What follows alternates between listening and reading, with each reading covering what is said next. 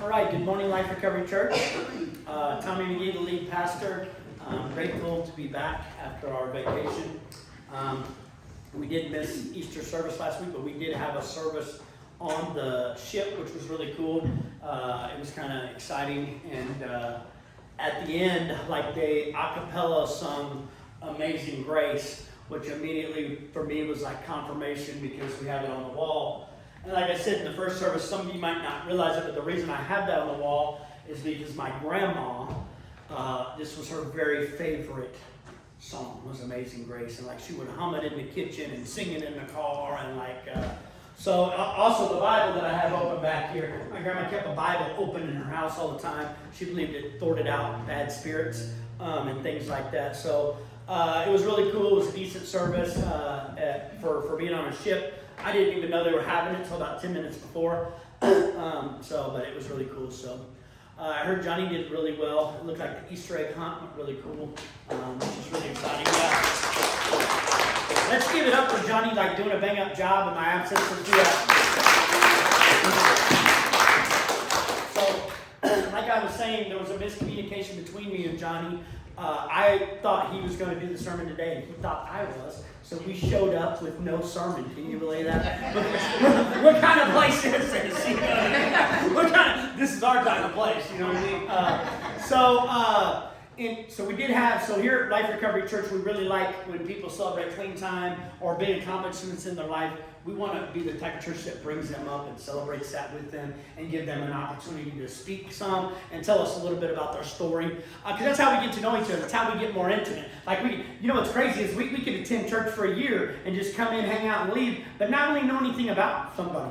Not even know where they're from. To be honest, I don't know where half of you might even have been born here. Or even in America, and like most of the time we wouldn't even know it. So it's a great opportunity for us to share a piece of their life with them, and more importantly, their story of God and getting together. So while I was away, our brother Madit, Peter, whichever you want to call him by, celebrated a big milestone. He just celebrated a year, and it was a really big deal. Normally I would have before and after pictures, but once again, I am ill prepared. So I'm going to run through some announcements, and then he's going to come up and tell us a little bit about his story so we can get to know him some more. So you have a few more minutes. He's nervous. The 1 Corinthians 1:26-7 is one of the scriptures that we've adopted here for the church that we believe in, and it's for consider your calling. That's what actually God gave us. We are called before we found the scripture. But we all believe everybody's called. We believe everybody in here is called to do something, right, for the kingdom of God. Like we're not here. He didn't just bring us here and put us here and create us for nothing. Like we're all called to do something. And it says, brothers, not too many of you were wise according to worldly standards. That's so hard to read. I jacked it out. It's jacked out. Okay, I thought maybe it was my glasses. I'm like, this is two sermons in a row, like two services in a row. I was like, so not too wise according to worldly standards, and not more powerful or of noble birth. So we believe that describes a lot of us. Like I wasn't born into the silver spoon era. Not that there's anything wrong with that. Definitely wasn't considered smart according to worldly standards, especially because of some of my decisions. You know what I mean? But the decision making for a long time was really bad. But then it goes on to say, but God chose what is foolish in the world to shame the wise. God chose what is weak in the world to shame the strong. He has a really big heart for taking people that you wouldn't expect and bringing them into a calling. And I believe that all of us are called to be a part of something bigger. Boom. All right. We both hit click. All right. Starting last week, Easter Sunday, we moved to 2 services. This is the second time of having 2 services. For the time being, we're going to attempt to do 9 o'clock and 11 o'clock and see how this keeps going. So for a while, we're going to...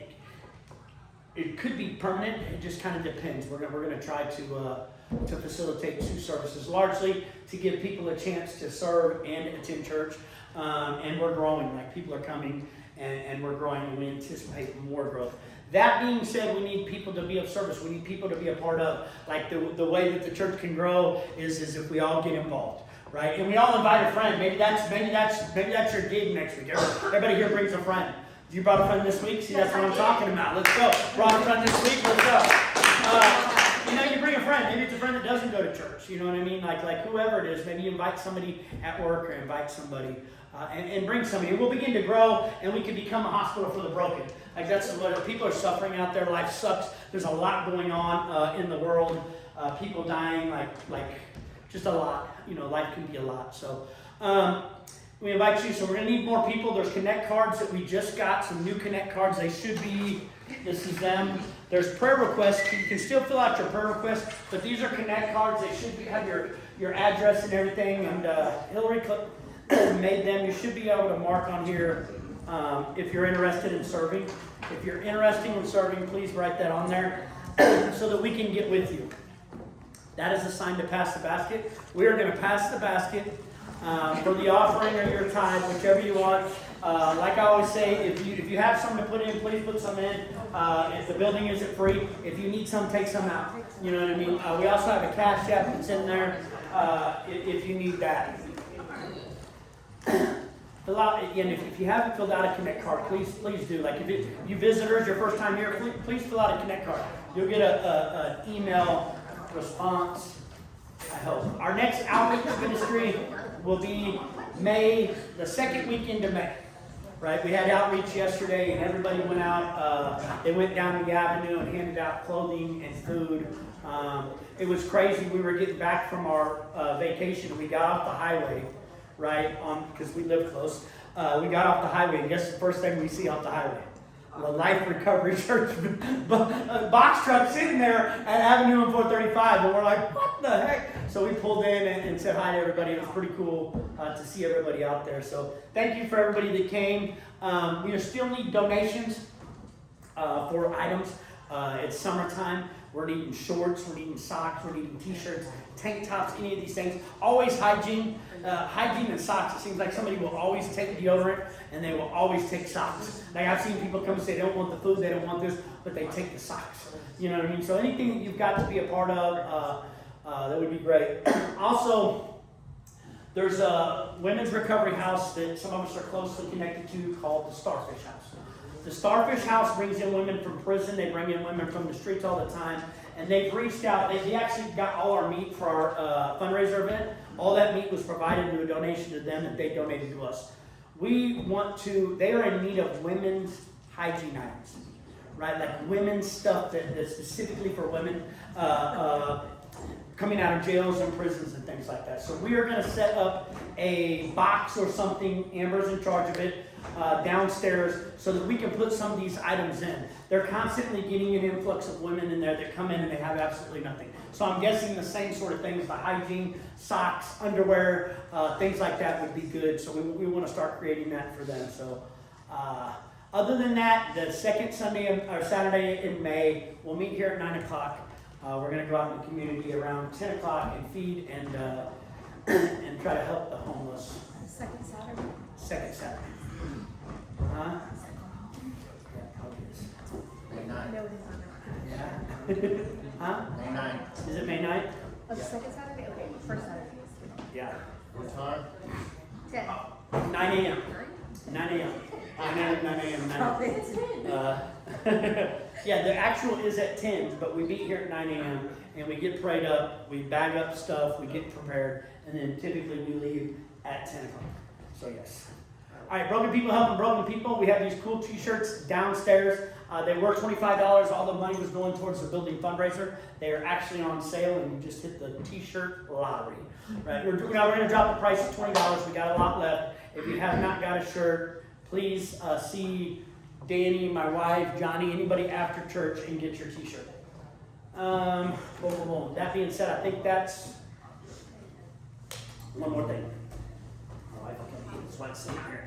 So, me and my wife visited a church a couple years back, and they had a graduation table for people graduating. Not only kids, but there was a lady that graduated college. It's getting ready to be graduation time, which graduation time is a really big time for people, like I said in the first service. How many of y'all graduated high school? Some of us did not.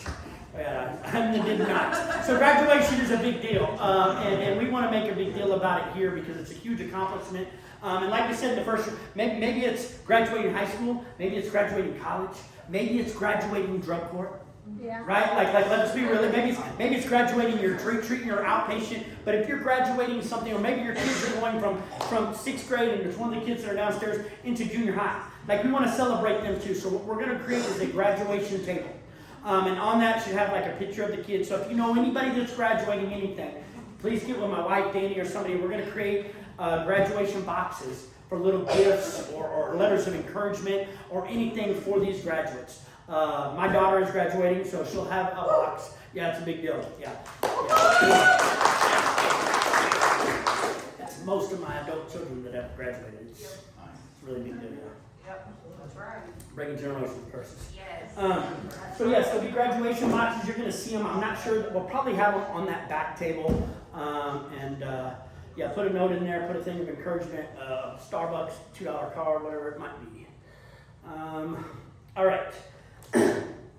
Madit is going to have the floor. Come on, buddy.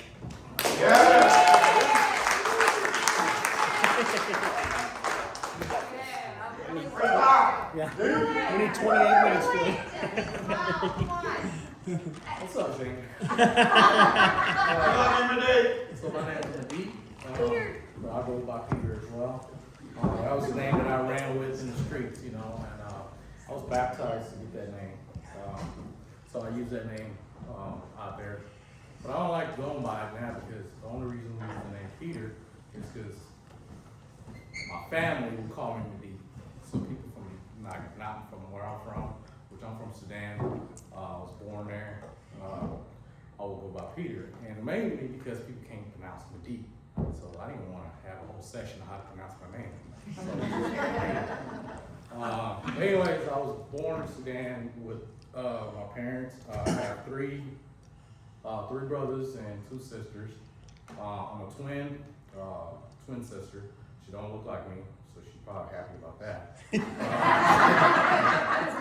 So we came to the United States in end of '99, beginning of 2000. We landed in Boston. We was fleeing the war and all that. We came here for refuge. So my dad was a pastor, so I was a PK, preacher's kid. When we was in Boston, stayed there for about a year. I wasn't introduced yet, but that was my first experience of snow. I thought it was the end of the world. Because I could barely see my hand in front of my face, walking home, everything like that. It was cold. It was freezing cold. But I don't know what year it was. I think 2001. My dad was told to come out here and start a church for the Sudanese community, where he, started a church down on Benton, down on St. John, the Sudanese community church. I used to go there all the time, and I don't think I remember my dad's preaching or anything or any sermon. That's because my heart wasn't in it for God. I was just only visiting, church like always, like what Pastor Tommy says. Don't just visit church, and join church. But anyways, we lived in Independence Avenue for quite some time, and that's where I've seen a lot of crazy things. Got introduced to crazy things. I had a cousin that also lived with us, who came from Africa with us. He was pretty much like my older brother, so I followed him around a lot. And then we also moved to St. John and White, and that's where my life was really, turning a different way. I was attracted to the street life and trying to blend in with everybody in the neighborhood, the Mexicans, all these people out there. Got introduced to methamphetamine at 17. I was dabbling in weed and drinking. And I was staying away from home for hours or days.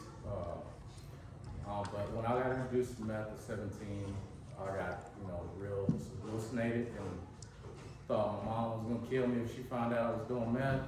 Thought she was gonna hang me, in front of the whole community because it brought shame to the community.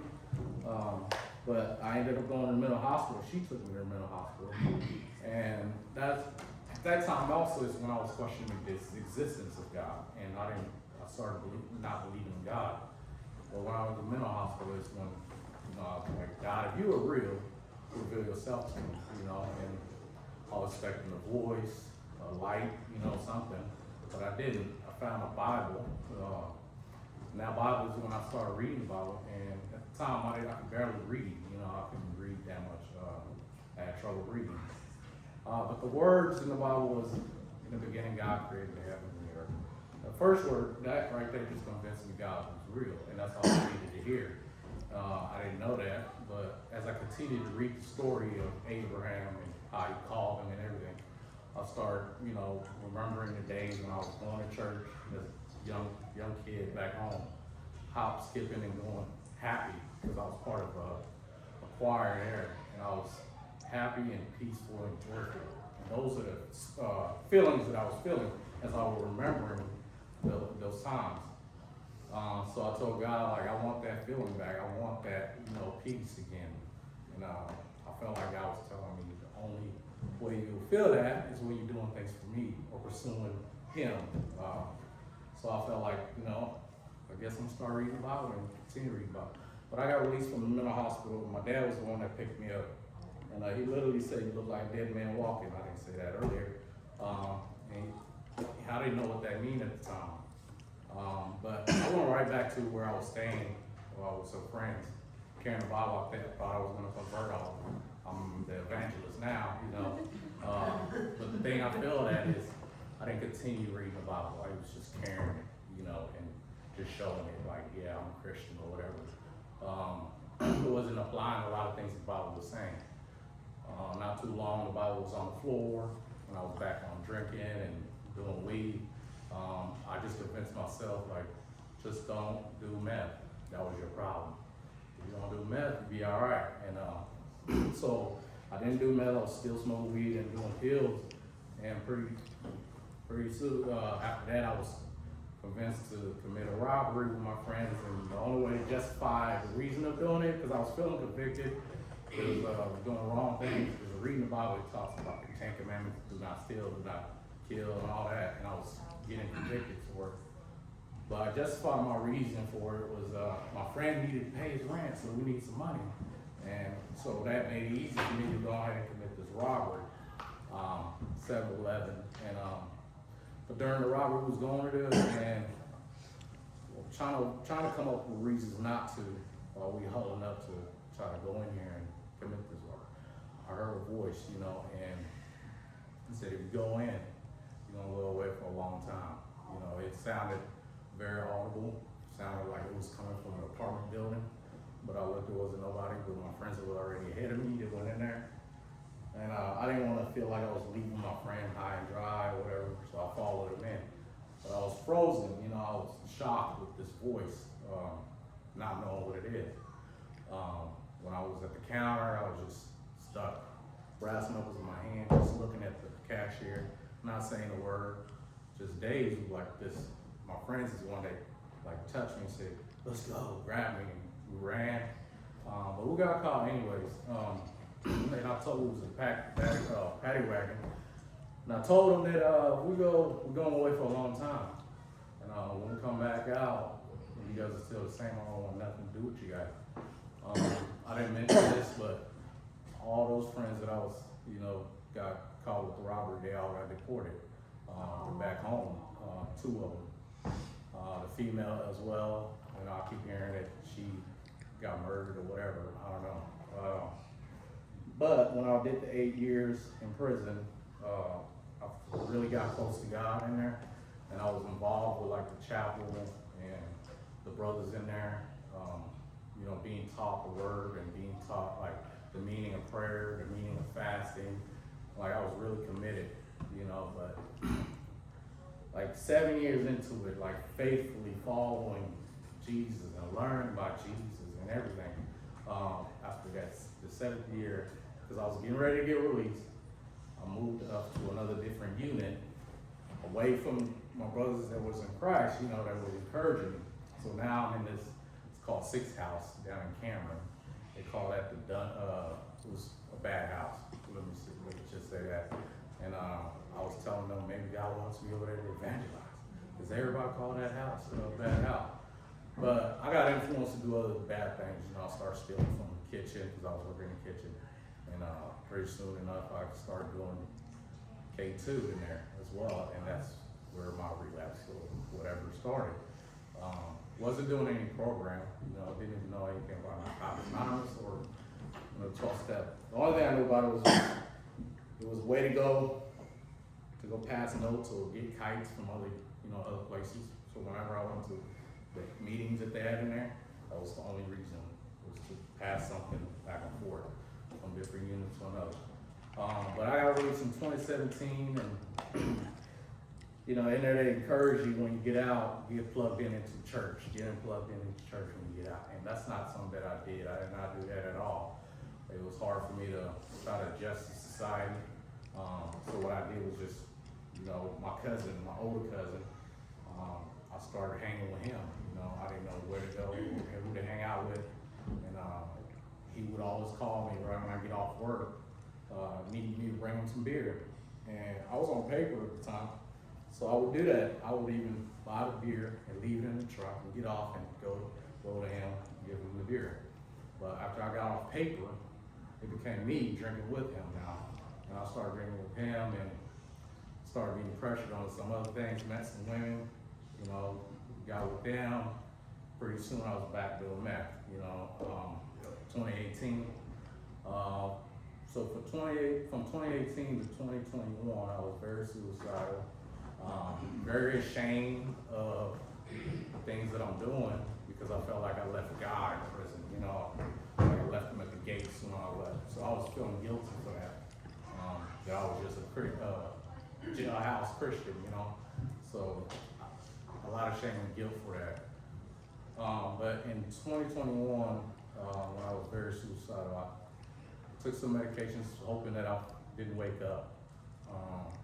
But I think it was in June, maybe early May, I got hit by a car, ended up in the mental hospital, the same mental hospital I asked God to reveal himself to. And I felt like I was doing a full circle. And so there was a nurse in there that was talking to me, like, she's from Africa as well, I think from Kenya. She kept telling me like the reason why I came to America was not to get addicted to these drugs or be on the streets and all this, and preaching to me all these things that my parents would preach to me about. I felt guilty for that because she kept talking about all these other kids back home about like how they would love to be in my position and where I'm at, and here I am just wasting my life. And she's like, what are you gonna do after you leave here? I didn't know, I told her, I don't know, I'll be back in a month or so if it's my decision. And so she gave me a list of places to go to, and one of the lists that was on there was comprehensive gateway, men's 28-day treatment. So I decided to go there, and first week was bad, and I kept thinking about leaving and wanted to go because I was very, I was thinking people was following me, thinking that people were after me, thinking drones were following me. I told Lester, like, yeah, you see that drone up there? And it came to a point, he told me like, look, you ain't that important, you're not that drone's following you. And to me it makes sense, like, why would somebody spend so much money on a drone just to follow me? Follow me around, like, I ain't got nothing going on. I'm not a president, I'm not anything like that, So it made sense to me, so I stayed in that program and completed it. But right before I was leaving, complete my 28-day, they asked me what am I gonna do now? And that's the question every time, like whenever we come to a completion, what's your next plan? For me, I wasn't the type of person that plans anything, I don't plan for this, I don't plan for that. But the suggestions was a big thing that I got from people in my early recovery. Zach Roker was my pre-support, guy that always guided me. So he asked me what my plan was, and I told him I'm going to healing house. He's like, okay, what's your real reason to go in the healing house? And I told him it was because it was co-ed, you know. I don't want to be around women. I mean, around guys. I want to be around women, you know. And he's like, well, yeah, you be back. You know, I was like, what? Yeah, you be back. That's your plan because it's co-ed. You be right back. So he's like, look, listen, I got this recovery house you can go to. It's called Recovery House. I got good people in there that I know very well. And Travis Burnett was the guy that was running the house at the time, the manager. And he called him and talked to me on the phone, said, we don't have a bed for you, but we have a couch. You know, I was like, okay, I'll take a couch. I slept on bus benches before. That can't be any worse than that. So when I went there, slept on a couch, maybe for a day, because somebody else was waiting to go to comprehensive, and I told him, yeah, you probably do now, because I'm here. So he gave up his bed for me and slept on a couch so he can go to comprehensive. But that's how I also met Tommy, you know, through Victory House, because he was the director at the time for the Victory House. And before I even went there, people was telling me like, yeah, you're gonna meet this guy, you know, Tommy McGee.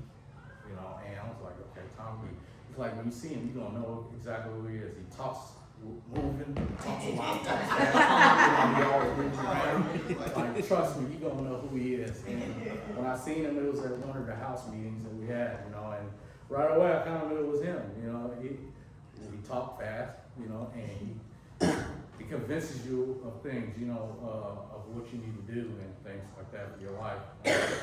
One of the things that stuck with me about Tommy was about when he's early recovery was riding the bus, you know, and that's something that I had to do, you know, and I had to come to the realization that that's something that I might have to do, was riding the bus to wherever I gotta go.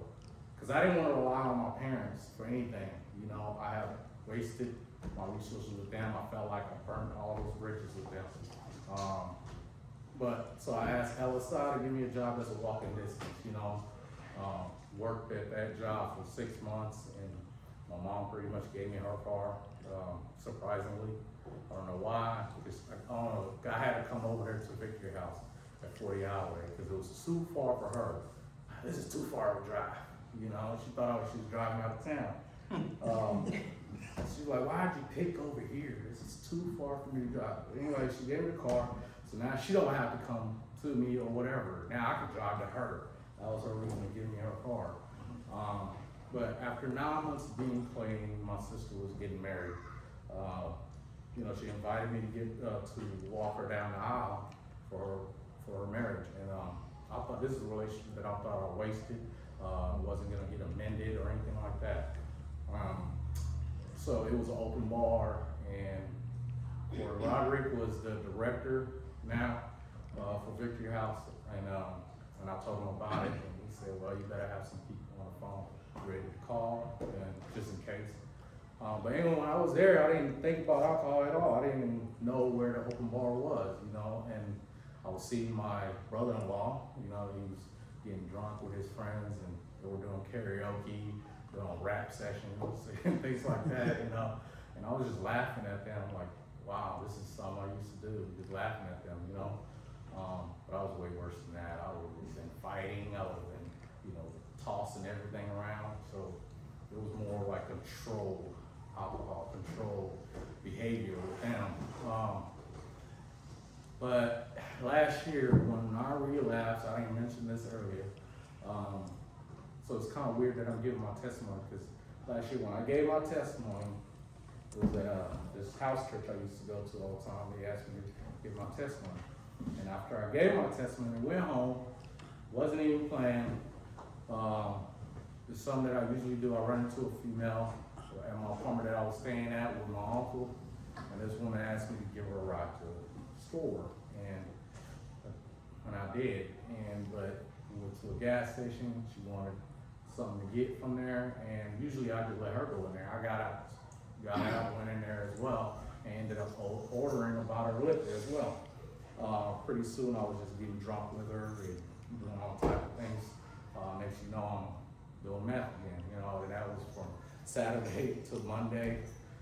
Monday morning I ended up in the hospital, and couldn't stop getting high, so I realized the powerlessness in that, you know, was in the hospital bathroom using, where they trying to control my heart rate, but I was getting high still. So I realized I'm gonna end up losing my job if I don't get out to this hospital.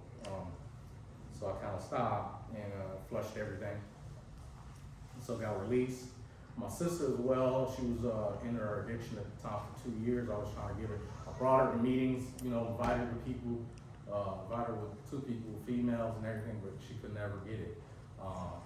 But that day when she came to visit me in the hospital, she said she quit drinking because she seen me in the hospital, and she hasn't drank ever since as well.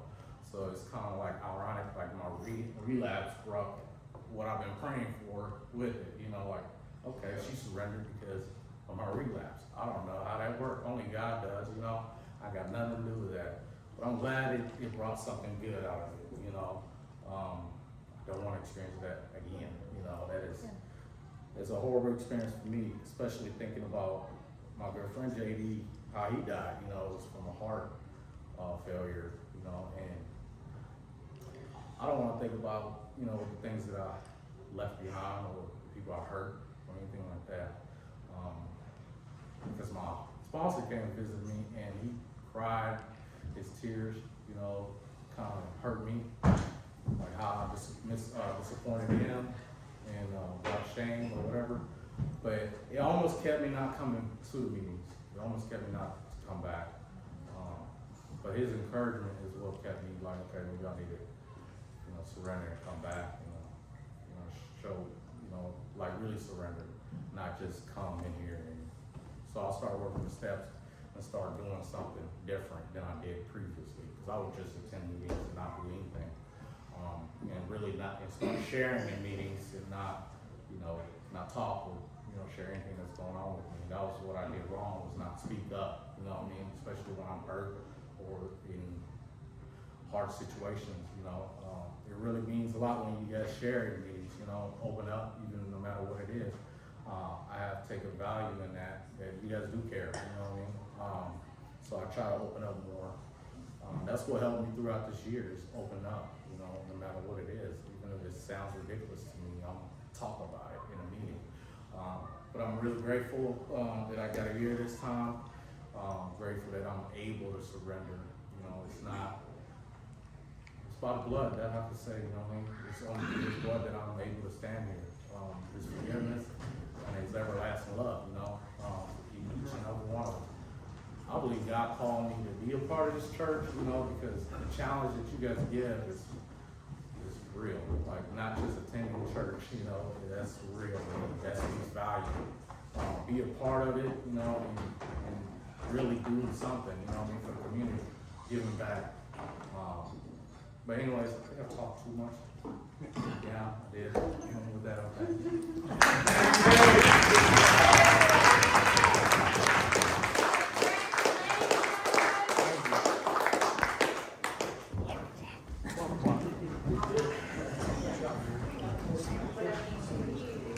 Let's give it up one more time for Dee.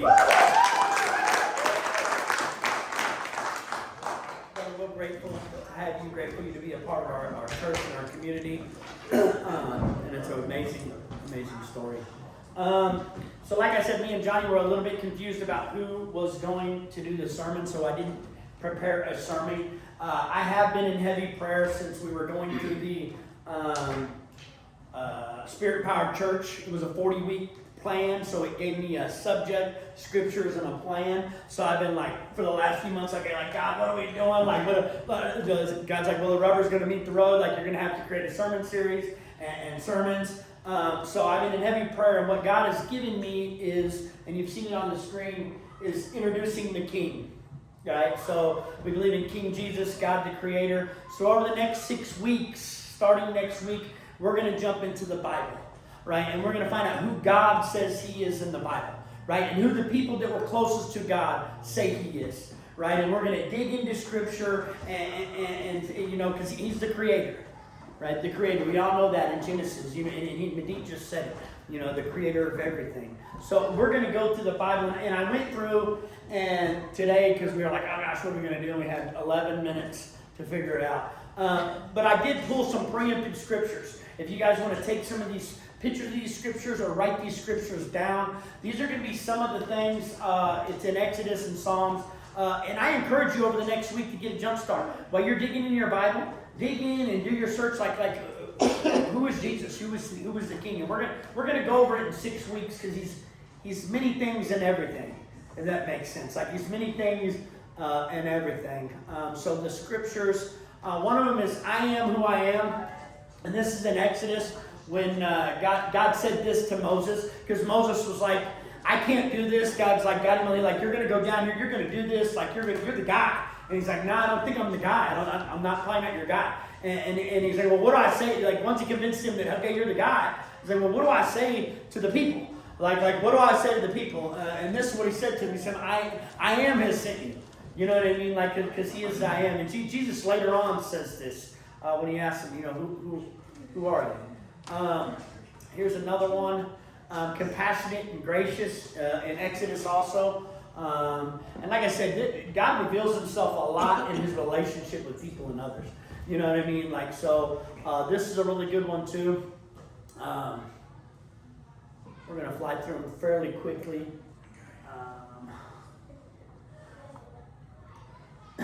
Psalms 86:15, slow to anger and abounding in love. And this is in a Psalms where they're talking about what God is to him. The Lord your healer, and this is in Exodus again in 15, where he's talking to him. You know, and this is God, like the Lord saying to him, if you listen carefully to the Lord your God and do what is right in his eyes, not what's right in our eyes. Like, and where do we find what's right in his eyes? In the Bible. Like, it's gonna tell you, like, it's revealed itself. And then that voice that, like, told him the inside of him, that said, don't go in there. Like, we've all had that, hey, don't go over there, or don't go out tonight. You know what I mean? And it never fails. When you do, it goes bad. So the same little voice, if you pay attention to his commands and keep all his decrees, I will not bring on you any of the diseases I brought on the Egyptians, for I am the Lord who heals you. So he's a healer, like he is the healer. And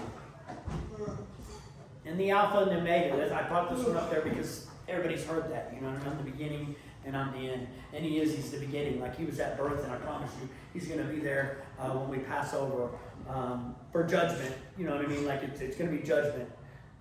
So that's the ones that I had. I encourage you to jump in your Bible this week. We're going to do another worship song. I'm going to open this up. If anybody needs prayer or is in pain or needs something, we're going to bring up Darren and Danny, and they'll be up here to pray. And we will jump into a fresh sermon series next week, introducing the King. Thanks for coming.